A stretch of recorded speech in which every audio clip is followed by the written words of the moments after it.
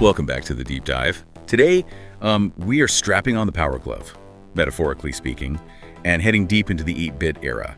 Specifically, the Nintendo Entertainment System, or, the Famicom. Right, the hardware. Lots of people talk about the games, the look, the sound. Exactly. The music, the pixels. But today, we're looking at the actual physical constraints, the hardware limitations. Yeah. We're going to trace how NES games grew, size-wise, from the really tiny ones. Like unbelievably tiny by today's standards. Right, all the way up to these huge cartridges near the end, like 1993, and figure out how developers how they cheated, really. Hey, cheated is a good word for it, actually, because the key bit of tech was hidden right there in the cartridge. You're talking about mappers. Exactly. Mappers, these little chips inside the plastic shell. Okay. See, the NES console itself, the CPU, it could only really see about 40 or maybe 48 kilobytes of game data, the ROM, at any one time. That was its limit. That sounds incredibly small. It was. So the mappers performed this trick called bank switching. They'd constantly swap out small chunks of the game's data from the much larger memory on the cartridge. So the console thought it was only dealing with 40 KB. While the mapper was actually feeding it data from a potentially huge library stored on the rest of the chip. It was like having a bigger hard drive the computer didn't know about. Okay, so mappers weren't just about more storage space. They were clever memory management hacks. Precisely. Allowed the games to get way, way bigger than the original NES design intended. Okay, let's unpack this then. Starting small. How small? Well, the very first standard Famicom cartridge, the baseline, was just 40 kilobytes. 40 KB. Yeah.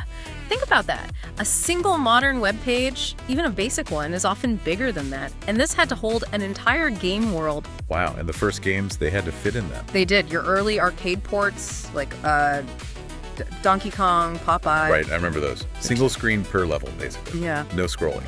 Exactly. The whole level was just one static view, contained within that 40 KB limit. But it didn't stay that way for long, did it? No, and this is where you see that that early developer genius, especially in Japan. They didn't just accept static screens. You get the original Mario Bros.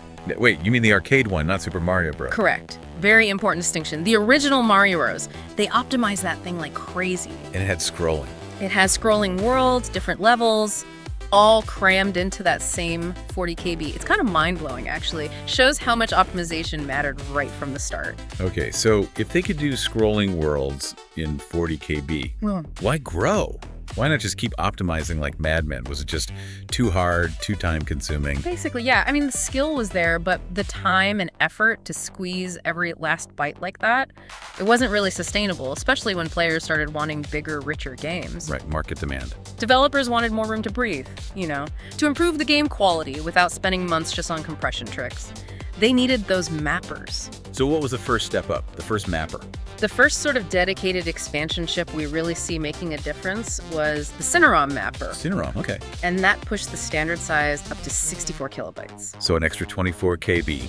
Doesn't sound like much now, but back then. It made a visible difference. That's when you get platformers like Adventure Island. Ah, I remember that one. Skateboarding. Right, skateboarding, different weapons. The sprites looked a bit nicer. You could see that extra space being used for, just more stuff. A visual step up. And the sizes kept climbing.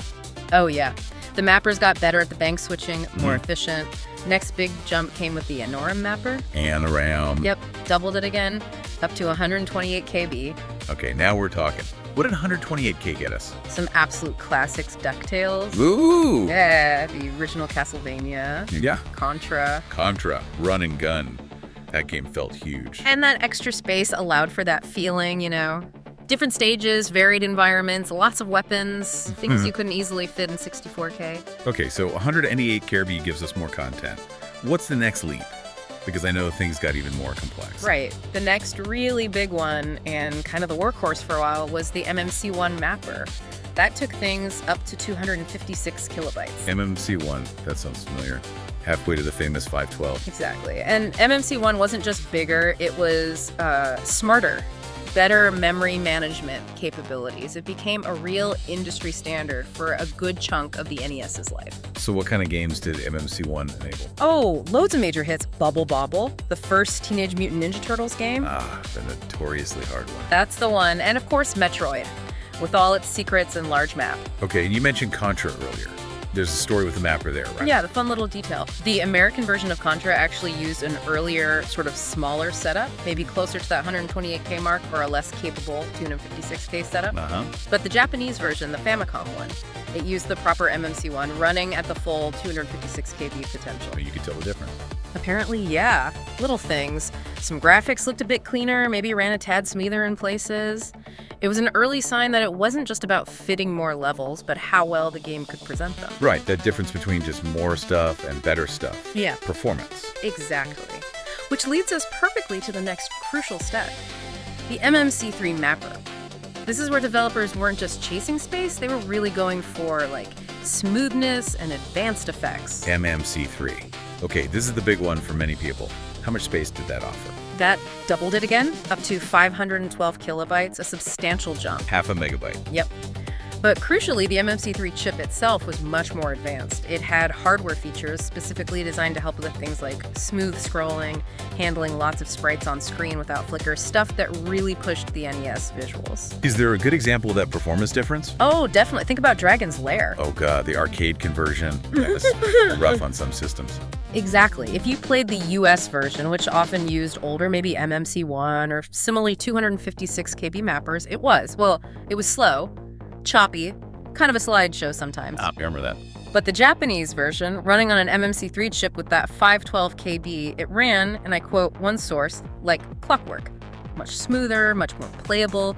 It proved that complex games needed not just the space, but that hardware assist from the mapper chip itself. Okay, so MMC3 and 512KB became the new gold standard. What classics use this setup? This is where you get arguably the peak of NES development. The big one is Super Mario Bros. 3. Yes, a masterpiece. Think about everything in that game. The huge world maps, the themed levels, Tanuki Suit, Grubo's Shoe, the water effects, those laser floors in the fortresses, detailed backgrounds. Just impossible on 64KB or even 128. Absolutely impossible. That complexity needed the 512 KB and the MMC3's power. What else used this combo? Well, the Teenage Mutant Ninja Turtles series came back strong here, specifically TMNT 2, the arcade game, and TMNT 3, the Manhattan Project. Right, beat 'em ups. And actually, for a while, the TMNT series, with Part 3 hitting that 512 KB mark, was technically the largest game series on the NES. Interesting. So Nintendo kind of found the sweet spot with MMC3 and 512K. Seems like it. They stuck with that mapper configuration for a good few years. It hit that balance, you know. Enough space and power for really deep games with multiple worlds, even cutscenes between levels, but presumably still cost-effective enough to produce. Made sense. But ambition never stops, right? Yeah. Did anyone push beyond 512? There was one notable intermediate step, yeah. In 1993, quite late in the NES's life, a game called Kirby's Adventure came out. Kirby. Wait, Kirby's Adventure, not Mirror Kirby. Ah, you're right. Sorry. Kirby's Adventure. My mistake. That game was packed, multiple levels, tons of copy abilities, lots of mini games. And it was bigger. Yep. It clocked in at 768 kilobytes. For a time, Kirby actually surpassed the Turtles for the size record. 768 Kirby. Okay, getting close to that mythical megabyte mark. But before we get there, there's a weird one, isn't there? Action 52. Yes, the asterisk. Action 52. Technically speaking, its cartridge was enormous. 2 megabytes. 2. So that's the biggest game then. Case closed. Well, yes and no. By raw data size, absolutely. But the catch is, Action 52 wasn't one single game. Right, it was 52 games. Exactly, 52 separate, mostly tiny, often pretty terrible, silly mini-games, as one source put it. So you can't really compare it to a single cohesive game like Mario 3 or Kirby. It's more like a compilation cart. Okay, fair point. So discounting the multi-cart weirdness, what was the biggest single normal NES game? The one that reached the absolute peak? For that, we needed one final evolution in mapper tech, the MMC5 chip. MMC5, less famous than MMC3 maybe. Much less common, yeah. It was developed by a Japanese company called HAL Laboratory. No, wait, it was Konami who developed it, but licensed by Nintendo. Actually, hold on, check my notes.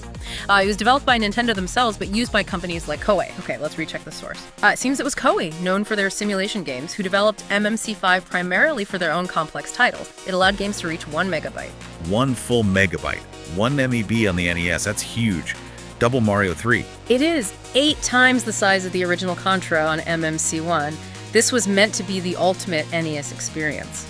So what game actually used it? What did they fill a megabyte with? The most famous example, the one built specifically to max out the MMC5, was a game called Metal Slater Glory. Metal Slater Glory. Never heard of it. Was it amazing? Visually, apparently, yes. The reports say, thanks to the MMC5's advanced graphical capabilities, it looked stunning for an NES game. Like playing on a Super Nintendo level stuff. Rich colors, complex backgrounds, smooth animation. Sounds incredible. So what was the catch? The catch was gameplay. Or rather, the lack of it. Got it. They used that entire megabyte mostly for graphics, huge, beautiful anime-style cutscenes, massive amounts of text for the story, but very little actual interaction. Very little game. Oh no. It was basically an interactive movie on the NES. Pretty much. All presentation, very little substance. The ultimate size trap. And how did that turn out? Predictably, perhaps. The game apparently got boring fast. Sales in Japan were really low. And the developer... the developer wasn't Koei. It was HAL Laboratory that made Metal Slater Glory using the Koei MMC5 tech. Let me double check that. Yes, developed by HAL. And sadly, they apparently invested so much in it that the poor sales contributed to financial trouble for them. HAL Laboratory actually went bankrupt shortly after, though they did recover later. Wow. So the biggest normal NES game, the One Mebi Monster, was a commercial failure that bankrupted its developer. Effectively, yes. It remains the technical peak in terms of single game size, but it proved that just having the most space wasn't the answer. It was a dead end in a way. That really sums it up, doesn't it? The push for space drove amazing innovation. Right, gave us masterpieces like Mario 3 at 512 KB. But pushed too far, it led to this ambitious but ultimately hollow one-mem-DL game. Exactly. It brings us back to that idea that constraints can actually fuel creativity. The tight limits of 40 KB, 64 KB, even 128 kbp, they force developers to be incredibly clever in action. So, recapping the journey. We went from 40 KB, where genius coders somehow made scrolling worlds happen, through steady growth with Cinerom, Anarom, MMC1, hitting that amazing sweet spot with MMC3 at 512 KB that gave us Mario 3. Yeah, the peak. Then a slight bump with Kirby, before finally hitting the one-mammy wall with MMC5 and Metal Slater Glory's beautiful failure. All thanks to those mappers doing their bank switching magic. That's the story. And the takeaway for you listening is just that.